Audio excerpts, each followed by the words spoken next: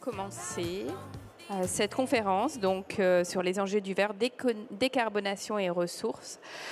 Je suis en présence de Jacques Borda, président de la Fédération des industries du verre, et Jean-Pascal Martin-Festa, Chief Procurement Officer, Rémi Cointreau. Bonjour à tous les deux, merci de votre présence. Je me décale un tout petit peu. Là, je me décale pour vous voir. Merci donc de votre présence. On a préparé il y a quelques temps cette conférence et on va le voir, il y a de nombreux sujets à aborder. Tout d'abord, je vais quand même vous demander de vous présenter, vos missions au sein notamment de votre fédération, mais aussi de votre entreprise, Rémi Cointreau. Alors, qui se lance?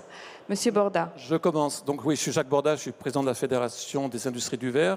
Alors, le verre est un matériau omniprésent dans la vie quotidienne, à la fois au niveau des emballages, bien évidemment, et on est là aujourd'hui pour parler d'emballage, mais aussi dans les logements, dans les bureaux, dans votre voiture, dans les systèmes d'isolation. Donc la fédération couvre tous les secteurs verriers, l'emballage, le verre plat, la laine de verre, la fibre de verre, les arts de la table et ce qu'on appelle les verres spéciaux. Globalement, l'industrie du verre en France, c'est 18 000 salariés. C'est un peu plus d'une quarantaine d'usines sur le territoire français.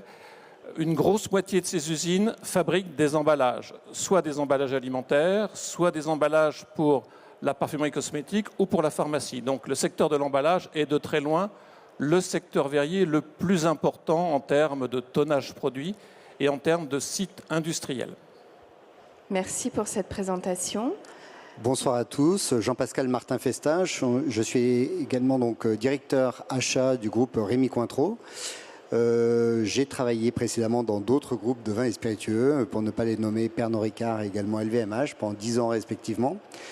Les achats chez Rémi Cointreau, ce sont donc les achats qui couvrent les 15 marques du groupe, vins et spiritueux, et sans oublier la marque de parfum de prestige que l'on a lancée il y a maintenant 2 ans, qui s'appelle Maison Psyché.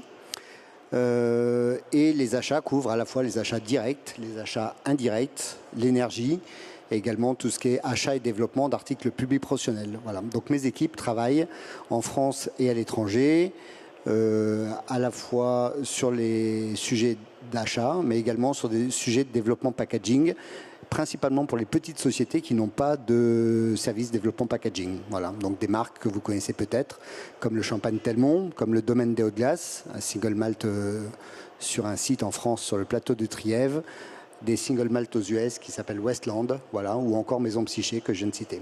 Voilà le périmètre. Merci beaucoup. Alors j'aimerais à présent que vous m'apportiez votre éclairage sur l'utilisation du verre aujourd'hui dans l'emballage notamment. Est-ce que vous avez quelques chiffres, une évolution surtout des usages et peut-être un mot également sur la filière? Alors, sur le verre et l'emballage, donc c'est une très longue histoire, puisque le verre se prête parfaitement à emballer beaucoup de produits, des produits alimentaires et d'autres types de produits. J'ai parlé de parfumerie de cosmétiques et de produits pharmaceutiques.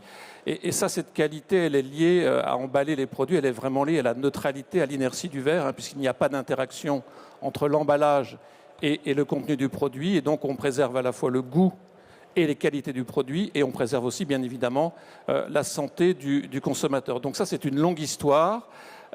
Aujourd'hui, on est présent sur des secteurs de façon très forte. Tout le secteur des produits alcoolisés, les vins, la bière, les spiritueux, où le verre est très largement l'emballage majoritaire. On est présent aussi sur des secteurs d'épicerie, les condiments, les confitures, les pâtes à tartiner, etc., etc., etc. On est présent sur le marché de la parfumerie cosmétique de façon très majoritaire sur ces segments. Et puis sur le marché de la pharmacie, où là, sur le secteur de la pharmacie, on va rechercher d'abord et avant tout la sécurité du patient, qui est vraiment l'obsession des labos pharmaceutiques. Et pour ce faire, le verre confère cette qualité d'inertie et de neutralité qui garantit l'efficacité à la fois des médicaments et l'absence d'interaction entre contenant et contenu. Donc sur le plus gros secteur de l'emballage, c'est bien évidemment les produits alimentaires. Quand on a parlé de vin, bière et spiritueux, c'est vraiment là où les tonnages se font. Et après, on va retrouver sur les différents secteurs des typologies d'acteurs différentes, des tailles d'outils, de fours qui vont être adaptés chacun aux différents marchés. On aura l'occasion d'y revenir. Vous venez de parler de préservation. Chez Rémy Cointreau, il y a vraiment aussi presque une obsession, je dirais, c'est la préservation des propriétés du contenu notamment. Et absolument. Donc c'est vrai que Rémy Cointreau a pour ambition d'être vraiment le leader des spiritueux d'exception. Donc on a besoin de protéger nos produits et le verre est le matériau le plus approprié pour les protéger. Alors si on veut être complètement exhaustif, il existe d'autres matériaux qu'on utilise plus ponctuellement, qui peuvent être le cristal pour des marques de prestige comme Louis XIII, qui peuvent être ponctuellement la céramique pour certains produits, qui peuvent être des emballages plastiques, notamment je pense à tout ce qui est travel retail pour des produits plus nomades et pour lesquels le poids est un élément et un argument assez important. Mais en grande majorité, c'est effectivement le verre qui est le matériau le plus adapté à nos produits. Donc il y a plusieurs raisons pour ça. D'abord, c'est un matériau inerte, donc effectivement qui ne va pas amener une déviation organoleptique pour nos produits. Donc ça, c'est vraiment un élément clé le plus important. Le verre, c'est également un matériau qui est recyclable et réutilisable à l'infini. Donc c'est vrai qu'on veille et on est très intéressé par tous les progrès de la filière pour pouvoir intégrer de plus en plus de recyclés. Et on suit les taux de PCR, de recyclés externes qu'utilisent nos partenaires et nos verriers. Et puis après, il y a également d'autres éléments, parce que dans un certain nombre de cas, c'est le cas pour une bouteille de champagne, par exemple, le verre, c'est également un outil de prod, finalement, parce qu'il y a 14 étapes dans l'élaboration du champagne. Et la prise de mousse, notamment, c'est un élément qui se passe dans la bouteille. Donc la bouteille doit résister à toutes les étapes de ce process, et y compris à la prise de mousse et donc à la montée en pression dans la bouteille. Et puis également des étapes comme le dégorgement, où tout d'un coup on vient tremper le col de la bouteille dans du glycol à moins 18 degrés pour emmagasiner les levures. C'est également pour certains produits la pasteurisation qui est nécessaire, et donc il faut que la bouteille puisse résister à ces process-là. Et puis également, il y a un élément qui est de plus en plus important, c'est que dans toutes les démarches environnementales qu'on a entreprises, on supprime de plus en plus les emballages secondaires.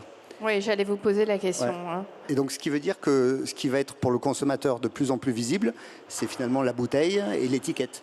Donc, on va être quand même assez attentif au rendu esthétique également, pour mettre en avant nos marques sur les linéaires. Voilà. Bon, on voit à quel point c'est important donc de la préservation des propriétés, notamment du contenu. J'ai quand même envie de vous poser une question, Jacques Borda. J'ai envie de vous poser on le voit, les forces là hein, chez Rémy Cointreau, mais il y a aussi des faiblesses. Est-ce que vous pouvez me partager ces forces et ces faiblesses du verre ? Je dirais que nos forces sont vraiment liées pour le matériau verre aux qualités naturelles et intrinsèques du matériau. On l'a vu, le verre est un matériau inerte et neutre, on l'a largement évoqué et Jean-Pascal l'a évoqué aussi. Donc on garantit le goût du produit, on garantit sa parfaite conservation, on garantit la sécurité alimentaire des produits, la sécurité du consommateur. Donc ça, c'est un point qui, me semble-t-il, restera et est tout à fait fondamental dans l'univers du packaging. Le deuxième point, Jean-Pascal l'a évoqué aussi, c'est que le verre est un matériau qui est recyclable à 100% et à l'infini. Et donc ça, c'est une qualité qu'on exploite maintenant depuis 50 ans. J'y reviendrai par la suite, puisqu'on a démarré la collecte et le recyclage du verre il y a maintenant 50 ans, en 1974, après le premier choc pétrolier. Et donc cette qualité à être recyclée, à être apte au retour à l'usage alimentaire sans aucune difficulté, est quelque chose de tout à fait essentiel. Et on est aujourd'hui dans un recyclage qui se fait très, très majoritairement en boucle fermée. Donc ça, c'est la deuxième qualité, moi, qui me paraît essentielle. La troisième qualité, et ça rejoint un peu la table ronde, le panel précédent, c'est que le verre, il est apte à la fois à l'usage unique et au réemploi. On sait faire et l'un ou l'autre. Et ce n'est pas les verriers qui vont choisir, c'est vraiment nos clients qui vont choisir s'ils veulent développer un produit dans un emballage à usage unique ou dans un emballage réemployé. Et on sait faire les deux, et on sait faire des emballages réemployables depuis très très très longtemps. Olivier l'a rappelé tout à l'heure pour Coca-Cola, donc c'est quelque chose qu'on sait faire et c'est vraiment après le choix de nos clients. Et puis le dernier point, et on le voit sur la table au travers de l'échantillon qu'a apporté Jean-Pascal, le verre permet une variété de création de formes absolument infinie, au niveau des couleurs, au niveau des formes, au niveau des gravures, etc. Et c'est quelque chose d'extrêmement important qui exploite complètement nos clients avec les verriers. Et on voit qu'on a des marques iconiques, Coca-Cola, Orangina ou des marques de spiritueux nombreuses qui sont vraiment identifiées par la forme de l'emballage en verre. Donc c'est un point tout à fait essentiel. Et donc ça, c'est vraiment ce qui fait les forces de l'emballage en verre. Après, on a des points d'amélioration et des points de progrès, comme tous les emballages, et on y travaille tout à fait ardemment. Moi, j'en vois 3 principalement. Le premier, c'est la décarbonation de nos processus de fabrication. C'est vraiment la priorité d'action des verriers, j'y reviendrai. Le deuxième point, c'est pour fabriquer un emballage en verre, il faut fondre du verre, fondre des matières premières. On fond globalement ces matières premières à 1300 degrés, donc ça demande un apport en énergie relativement important. Et on travaille depuis toujours, et on doit continuer à travailler à réduire la consommation d'énergie pour fondre le verre, donc améliorer l'efficacité de nos procédés et de nos fours. Donc ça fait partie des priorités. Et puis le troisième point, ça a déjà été évoqué, c'est tout ce qui va tourner autour de l'éconception des emballages. Donc sur les allègements, on a déjà fait un chemin extraordinaire depuis maintenant 50 ans. On a beaucoup allégé nos emballages et on voit qu'on a encore du grain à moudre, il y a encore beaucoup de choses qui se font. On a vu apparaître sur le marché il n'y a pas très longtemps une bouteille forme bordelaise à 300 grammes. Sur la bouteille de champagne, je crois que tu y reviendras Jean-Pascal, on voit des allègements qui viennent alléger cette bouteille qui est une bouteille extrêmement complexe et très sollicitée pendant l'élaboration du champagne. Donc on a vraiment ces 3 priorités d'action et je reviendrai peut-être plus après sur la décarbonation. Tout à fait. Et je voulais notamment... je vais interroger Monsieur Martin Festa sur l'aspect d'économie circulaire et de réemploi parce que on ne l'a pas forcément évoqué, mais il y a le côté praticité lorsque vous en parliez. Le verre, il est aussi facile à nettoyer, remplacer, mais réutiliser aussi. Sur l'aspect de nettoyage, est-ce que vous pouvez m'en parler ? C'est quelque chose qui est pratiqué depuis, on l'évoquait tout à l'heure, dans le CHR, dans les cafés hôtels restaurants, quand vous commandez une bouteille de Coca-Cola pour passer la marque ou une bouteille d'eau, ce sont des emballages réutilisables qui sont récupérés au travers d'une logistique retour et qui sont après lavés, contrôlés pour être parfaitement sûrs pour le consommateur. Et ça, c'est quelque chose qui est parfaitement maîtrisé par les... Qui reste dans le temps et qui est au cœur de l'actualité. On en a beaucoup parlé. Donc, pour vous, les enjeux d'économie de circulaire et de réemploi, ils sont aussi très importants. Oui, alors juste pour rebondir sur ce dernier aspect, c'est vrai qu'on a fait quelques tentatives pour la réutilisation des bouteilles. En ce qui nous concerne, on exporte 98% de nos produits, toutes marques confondues. Donc c'est vrai que c'est quelque chose qui est quand même très compliqué. On est loin de l'économie locale et du fonctionnement en boucle sur une région. On a simplement eu quelques initiatives que je peux citer ici, notamment sur la marque Louis XIII, donc c'est forcément des petits volumes, mais on a mis en place un système de refill de nos carafes Louis XIII. Donc on les vend, on a des boutiques en propre, on a une dizaine de boutiques en propre dans le monde, notamment en Asie, et on propose aux clients d'avoir des carafes en cristal qui sont personnalisées, et on a développé une recharge avec un protocole de refill de nos carafes. Donc c'est quelque chose qui est un peu nouveau, qui existe pour différents formats, et avec un service qui est proposé et une expérience au fait un peu différente. Donc c'est anecdotique en termes de volume. Donc. Pardon ? Des produits d'exception. Pour des produits d'exception, voilà. Alors ça, c'est des choses qui sont un peu plus difficiles à mettre en œuvre dans notre environnement et avec nos marchés, et nos road to market. Mais voilà, c'est des choses sur lesquelles d'initiatives qu'on essaie de développer. En termes d'initiative, vous me disiez que c'était avant tout un plan de transformation. Ça fait partie de l'identité, de l'ADN de l'entreprise, d'aller vers, en tout cas, cette transformation. Oui, alors ça, vraiment, c'est dans l'ADN de l'entreprise. C'est vrai qu'on parle beaucoup chez Rémy Cointreau de people, terroir and time. Par rapport à certains de nos concurrents, on est très intégré verticalement. Pour vous donner un exemple, la marque Mondeguet, qui est la plus vieille distillerie au monde, 1703 à la Barbade, est intégrée à tel point qu'on a nos propres champs de canne à sucre. On a créé notre propre sucrerie, non pas pour le sucre qu'on vend, mais pour la mélasse qui va être utilisée pour élaborer nos rhums et pour avoir des rhums parcellaires. Donc on est très intégré verticalement. Et c'est pour ça que quand on prend l'ensemble des cultures pour le groupe, que ce soit, je ne sais pas, de la poire William pour fabriquer Belle de Brillet, que ce soit du raisin pour le cognac ou pour le champagne, ou encore les vergers d'orange pour le groupe, ça représente 22 000 hectares dans le monde planté de quelque chose pour le groupe. Donc c'est pour ça qu'on est aussi sensible au changement climatique et à toutes les actions environnementales. Si on prend le cycle, enfin le bilan carbone du groupe, on voit que le packaging, après tout ce qui est ingrédients, est le deuxième plus gros contributeur. Et dans le packaging, bien sûr, le verre arrive largement en tête. Donc c'est pour ça qu'il y a un certain nombre d'actions qui sont très importantes. Donc bien sûr, on compte sur nos partenaires et sur les verriers pour mettre en place tout un tas d'actions. Je vais y revenir dans un instant. Mais en interne, on a déjà pris le parti d'alléger au maximum.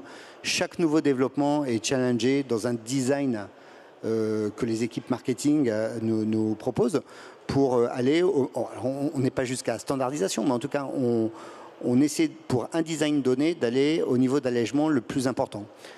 Après, on essaie d'utiliser de plus en plus de verres recyclés. Donc, ça veut dire qu'on a pris la décision il y a 2 ans, à l'échelle du groupe, avec notre CEO, qui a dit « Ok, on peut tout à fait utiliser du flint, donc du verre blanc, et non pas extra flint, sans recycler, comme on le faisait largement à Cognac précédemment. » Donc, et c'est vrai pour toutes nos marques, y compris des marques comme De Botaniste, pour un jean qui est transparent, et donc on voit que la couleur du verre est un peu différente. Ben, on l'accepte, en fait, et on l'explique à nos consommateurs. Donc c'est vraiment un changement radical. Oui, on voit que c'est vraiment à la fois de la sensibilisation des collaborateurs. Vous allez jusqu'à vos produits, le verre, et puis aussi jusqu'aux consommateurs. Exactement.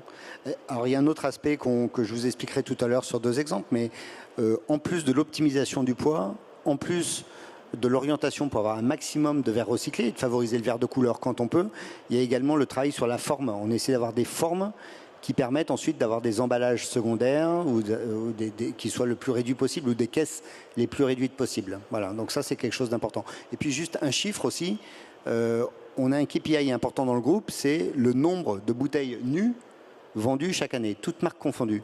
On est à 67%. C'est-à-dire que 67% de nos bouteilles sont vendues sans emballage secondaire. Et on garde les emballages secondaires uniquement pour les occasions de gifting ou pour les éditions de fin d'année, là où le client en a besoin pour faire un cadeau.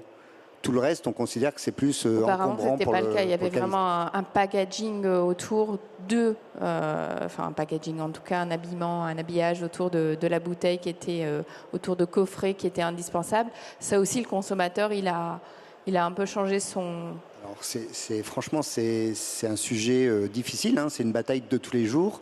De temps en temps, on fait 2 pas en avant, 1 pas en arrière, hein, parce qu'on est dans un environnement concurrentiel et d'un marché à l'autre, l'accueil des consommateurs n'est pas forcément le même, mais on essaie de pousser dans cette direction. Donc d'avoir le moins de coffrets possible, plus monomatériaux possible, le moins de gift box, sauf là où c'est véritablement utile.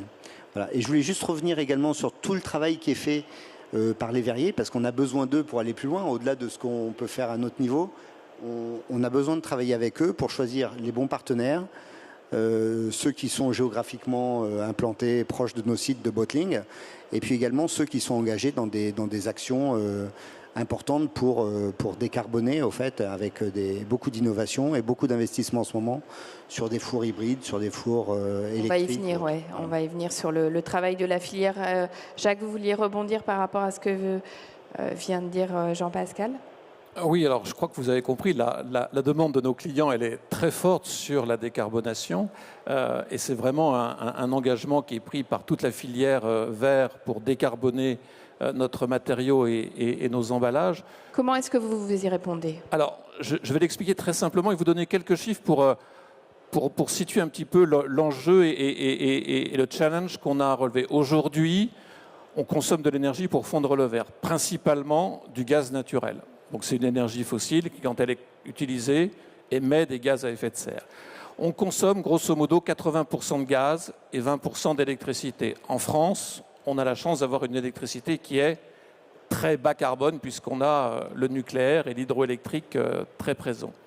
Et donc aujourd'hui, on travaille pour décarboner sur un changement du mix énergétique, donc moins de gaz, plus d'électricité. C'est vraiment, on est sur une voie d'électrification de nos procédés de fabrication.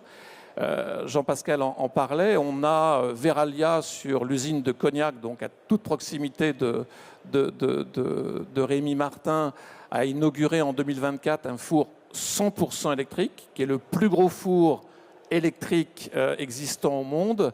Et donc ce four 100% électrique, c'est de l'énergie bas carbone qui est utilisée et on a complètement supprimé le recours au gaz naturel.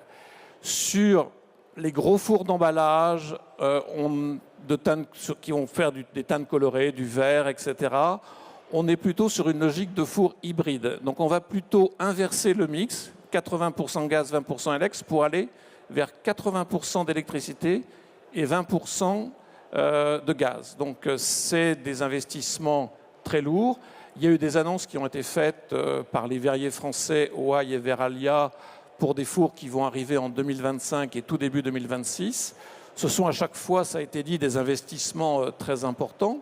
Il y a des prises de risque parce qu'on est sur un changement de technologie. Donc il va falloir apprendre à maîtriser ces fours avec des énergies différentes.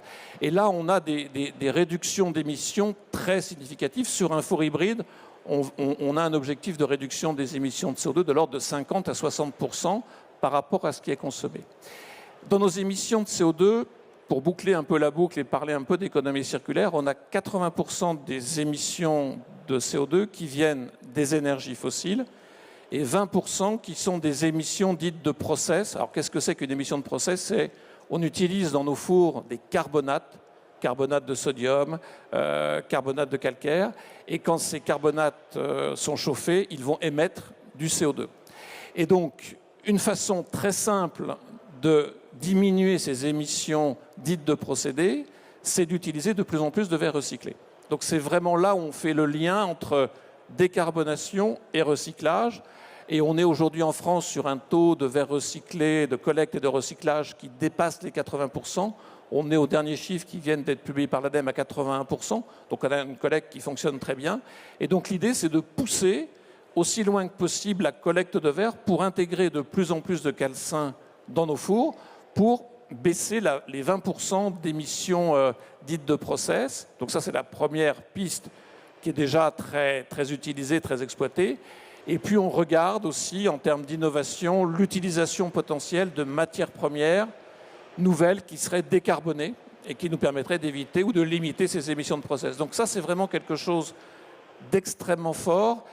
Moi, je vous invite à regarder sur le site de la Fédération européenne du verre d'emballage, la FEV, qui a communiqué la semaine dernière un très gros dossier sur la décarbonation.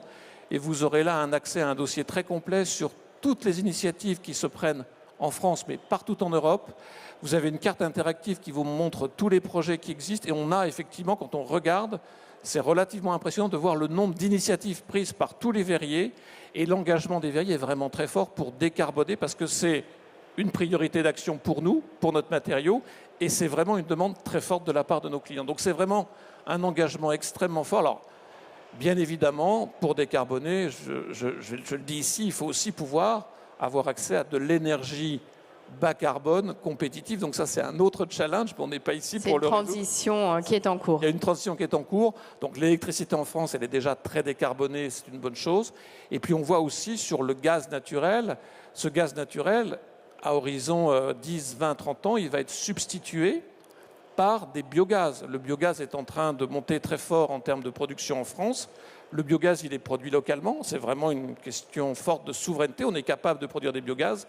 Et en 2035, on aura 40% du gaz dans le réseau, donc ce que vous consommez chez vous si vous avez du gaz, qui va être constitué de biogaz, donc des gaz bas carbone.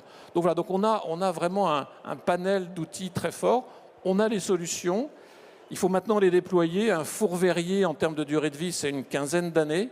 Donc ça veut dire que pour modifier l'ensemble des fours, il faut en gros un espace de temps d'une quinzaine d'années. Donc les premiers sont en train de se faire là. Et on voit que l'engagement, il est vraiment très fort de la profession et que les industriels sont vraiment très, très fortement engagés dans ce processus. Alors, il y a également une autre actualité qui est très forte. On en parle beaucoup avec tous les acteurs qui sont présents sur la scène de la plénière. C'est l'enjeu de la consigne, du reuse aussi. Alors, sur le reuse, oui, ça a été évoqué dans la table ronde précédente. Donc, c'est un sujet qui est très débattu. Il y a beaucoup d'initiatives qui sont prises. Alors, ça a été dit par Olivier tout à l'heure, qui rappelait que le reuse, il y en a encore beaucoup en France. le circuit CHR, quand vous allez au restaurant, au café, on vous sert encore dans des bouteilles en verre qui font 20 à 25 rotations en moyenne. Donc c'est encore une réalité. Et on parle de centaines de millions d'emballages tous les ans qui sont consommés dans les cafés, hôtels, restaurants. Et puis il y a le challenge, le défi de réintroduire du reuse dans les supermarchés, dans les hypermarchés, où là il faut reconstruire tout un écosystème pour pouvoir récupérer les emballages, les laver, etc. Et là, ça a été rappelé très bien tout à l'heure, il faut aussi que le consommateur adhère à ce système. Et je crois que dans le système... Moi, je pense que sur le reuse, il faut regarder toutes les pistes. Il y a des choses qui sont faites, pilotées et soutenues par Citeo et par les éco-organismes. On voit aussi apparaître des initiatives, moi, que je trouve très intéressantes, qui associent le reuse et la livraison à domicile. Je pense à des startups qui sont nées il y a 3 à 4 ans, comme le Fourgon ou la Tournée, qui vont associer le reuse et la livraison à domicile. Donc la récupération, elle se fait là de façon assez naturelle. Quand vous relivrez votre produit, vous récupérez votre casier, etc., etc. Donc ça fonctionne bien. Et moi, ce qui est intéressant, je prends l'exemple du Fourgon. Le Fourgon a réintroduit au travers de son offre de service du lait en emballage vert dans des bouteilles réutilisables. Donc c'est quelque chose qu'on a tous un peu dans notre cerveau, mais assez lointain. Et on voit que c'est possible et ça marche plutôt très très bien. Donc je crois qu'il faut aussi être de ce côté-là, regarder ce qui peut être fait en termes d'innovation et toujours penser au consommateur, parce que c'est quand même lui qui, au bout du bout, va décider. C'est la place du consommateur. Jean-Pascal, vous avez d'ores et déjà parlé un peu du travail avec la filière. Est-ce que vous voulez ajouter d'autres points? Juste pour rebondir sur ce qui vient d'être dit, c'est que effectivement, on est persuadé que le verre est un matériau d'avenir. Il y a quelques points de vigilance quand même, ou des points un peu sensibles. Effectivement, on voit qu'on a un tournant et qu'il y a énormément d'investissements. Donc les fours nouvelle génération électriques ou alors hybrides sont plutôt plus chers que ceux qui le remplacent. Donc il y a aussi un impact dans un contexte qui est difficile de prix aussi sur les produits qui nous sont vendus. Donc ça, il faut le garder quand même en tête. Et puis il y a également un autre point, c'est que le contexte étant dur pour les vins et spiritueux, pour les parfums et cosmétiques également, il y a aussi des fermetures de sites. Et peut-être que certains verriers décident d'investir à certains endroits, pas à d'autres, parce que l'accès à l'énergie décarbonée est plus facile à un endroit qu'à un autre. Donc voilà, aujourd'hui, quand on fait le tour du marché, on s'aperçoit qu'il y a quand même pas mal de lignes, de sites, enfin de fours ou de sites qui ont fermé ou qui vont fermer. Et donc voilà, donc faut rester assez agile. Et le panel fournisseur qu'on a, il faut tout le temps qu'on le réadapte ou qu'on le redéploie en fonction de ces évolutions-là. Donc ça, c'est quand même un phénomène qu'il faut suivre. Et puis l'autre point sur le verre aussi, faut le garder en tête, c'est que c'est un process qui est énergivore, on l'a vu tout à l'heure, donc il est sensible aux variations de prix de l'énergie.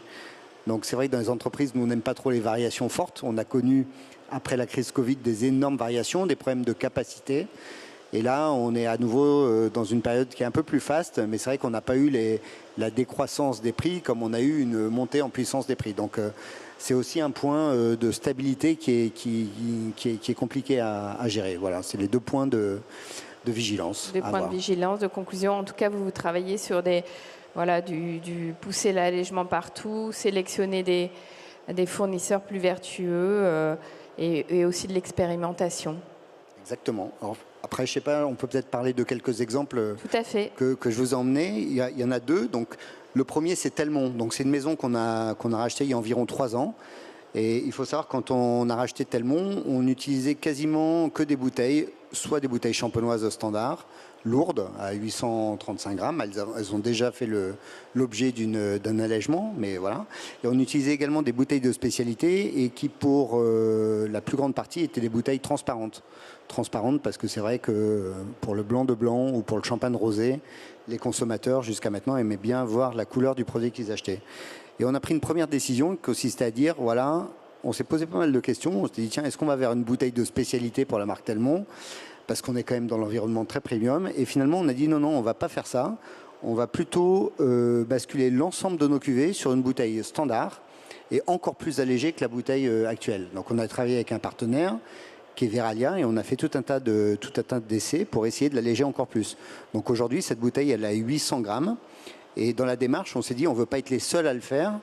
On veut ensuite être un peu en open source et permettre aux autres acteurs de la profession en Champagne de pouvoir bénéficier de ce développement et de cette validation. Donc aujourd'hui, c'est le cas. On travaille également sur la demi-bouteille et sur le magnum, où on a quand même 8% de poids à aller chercher. Donc c'est quand même pas neutre. Donc ça a un impact bien sûr sur la logistique amont, sur la logistique aval. Donc toujours chez Telmont, comme je disais tout à l'heure, on a pris la décision d'arrêter complètement les emballages secondaires. Donc on n'en fait plus. C'est des caisses de 6, bouteilles nues, voilà. Et puis on allait aussi un petit peu plus loin. On a pris la décision d'utiliser ce qui n'était pas utilisé jusqu'à maintenant, sauf à titre dérogatoire, des teintes de transition. Donc une fois encore avec notre partenaire Veralia, ils travaillent avec différents sites qui peuvent être Voro, qui peuvent être Wary ou qui peuvent être Saint-Romain-le-Puy. Et à chaque fois, ils travaillent sur une bonne dizaine de teintes différentes. Et pour passer d'une teinte A à une teinte B, il y avait des fausses teintes qui finalement étaient recyclées et repassées dans le four. On s'est dit, tiens, quand on regarde ces volumes-là, ça correspond assez bien aux ambitions de volume de Telmont. Pourquoi on ne capitaliserait pas là-dessus? Et plutôt que de refaire la boucle complète et de repasser dans le four, d'utiliser ces bouteilles. Donc à partir de l'année prochaine, on aura des bouteilles chez Telmont qui sont non seulement les plus légères du marché, mais également qui sont 100% de teinte de transition. Ce qui permettra d'avoir, si on utilise les termes marketing, chaque bouteille dans une teinte différente. Voilà, ce qui a nécessité pas mal d'investissement chez nous. Une originalité propre finalement. Exactement. Donc voilà, donc simplement pour vous dire que c'est vrai que Telmont, on est aussi en transition bio.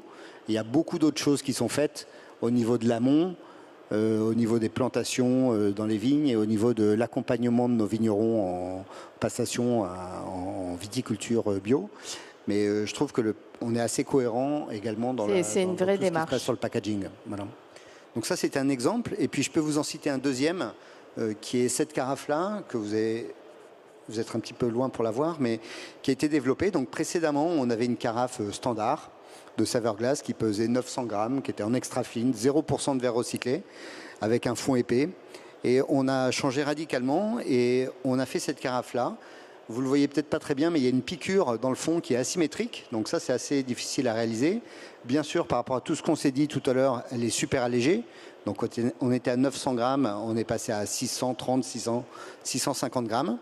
C'est une bouteille en wild glass, donc il y a 96% de verre recyclé. Chose nouvelle dans le groupe, on a accepté pour la première fois d'avoir des défauts d'aspect qui ne sont pas des défauts fonctionnels. Et donc ça permet de réduire finalement le taux de rebut chez le verrier. Et puis voilà, c'est pas gênant. Ça ressemble un peu à du mezzo bianco pour ceux qui connaissent. Donc il y a une légère coloration, on n'est pas parfaitement cristal clair. On a également travaillé le format pour qu'elle soit, comme vous voyez, sur une forme rectangulaire. Donc en fait, elle est toute petite. La caisse de regroupement, qui est une caisse de 6 carafes, elle est vraiment toute petite.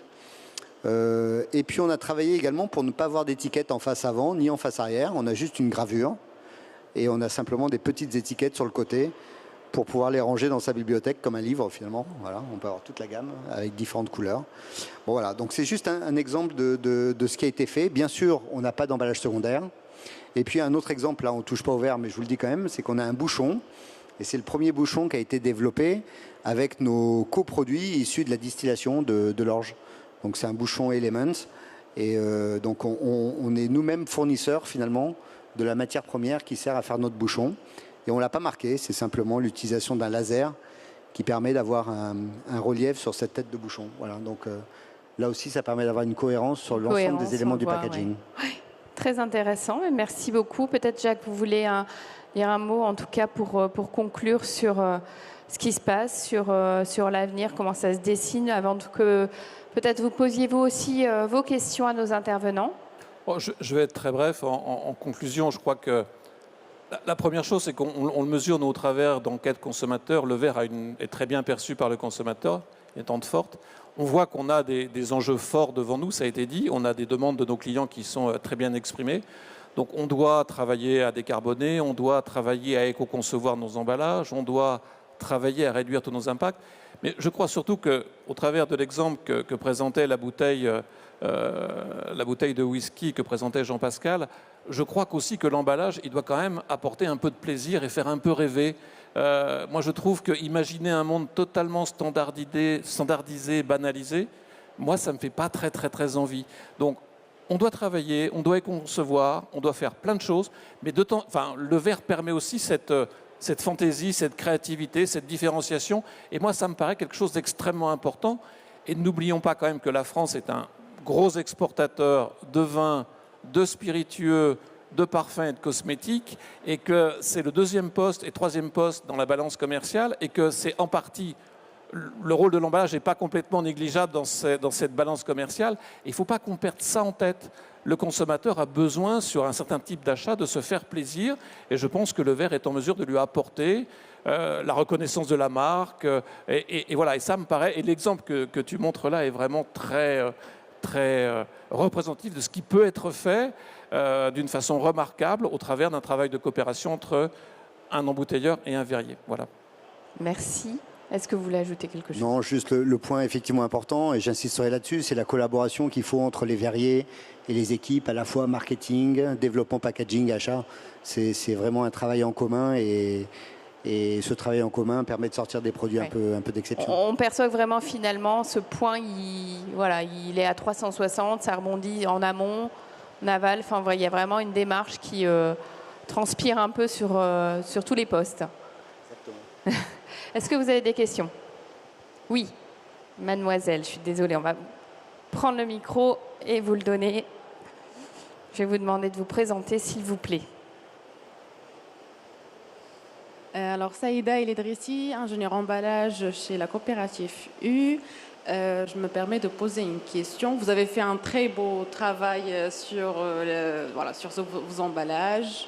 Et je pose la question notamment sur la réduction du poids des bouteilles, ce qui est très bien pour réduire les émissions de CO2. Est-ce que cela n'a pas d'impact sur la réutilisation des bouteilles, par exemple, dans une démarche de réemploi? Et est-ce qu'on peut avoir une bouteille, est-ce qu'on peut alléger le poids de la bouteille en même temps augmenter sa résistance? Et c'est quoi les paramètres sur lesquels on peut jouer pour faire ça?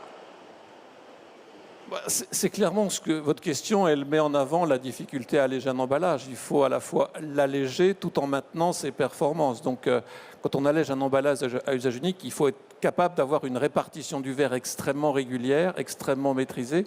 Donc, c'est tout le challenge que les verriers relèvent pour alléger leurs emballages. Après, vous évoquiez effectivement les emballages réutilisables, hein, c'est ça.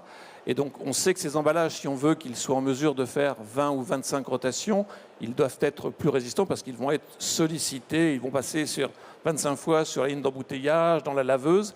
Et donc, en général, ces emballages sont conçus pour être réutilisés.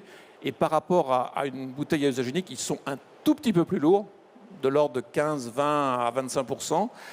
Mais vraiment, leur conception s'attache à les rendre réutilisables un nombre de fois le plus grand possible. Donc ça, c'est pris en compte au moment du développement de ces emballages, sur les points de contact, sur les phénomènes d'abrasion sur les emballages, enfin, etc., etc. C'est parfaitement intégré, quoi. Merci pour votre question. Est-ce que vous avez une autre question dans le public à poser à nos intervenants? A priori, non. Bien, mais écoutez, n'hésitez pas à poursuivre les échanges. En tout cas, merci beaucoup à tous les deux pour votre intervention. Merci au public d'avoir été présent.